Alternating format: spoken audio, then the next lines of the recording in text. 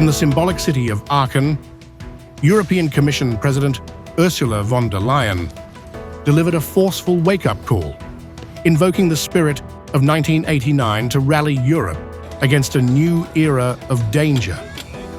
As she accepted the Charlemagne Prize, von der Leyen did not mince words. The continent stands at a crossroads, facing threats that demand a historic response. It is time for Europe to stand up again and realize the next big European project.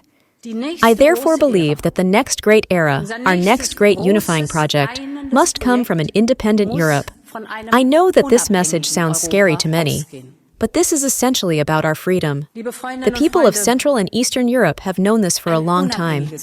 Personal freedom is only possible where there is collective independence. Linked to Putin's war, Ursula's urgent tone reflected the gravity of the moment. She warned that Europe can no longer afford illusions of safety or dependence. Strategic autonomy is no longer aspirational, it is existential. The $800 billion in funding now being deployed must serve as the bedrock of a Europe ready to defend itself, militarily, economically, and politically. The fact that we are now providing up to 800 billion euros in funding for defense would have been impossible just a few years ago. The fact that the member states are increasing their defense spending to historic highs would also have been unthinkable. But ladies and gentlemen, we are doing this because we want to defend peace with all our might. That is our goal. But the threat isn't just external. Von der Leyen elaborated on internal fractures, from democratic backsliding to populist sabotage. Europe, she warned, is being undermined from within. The fight is not just at the front lines of Ukraine, but inside parliaments, institutions, and digital spaces.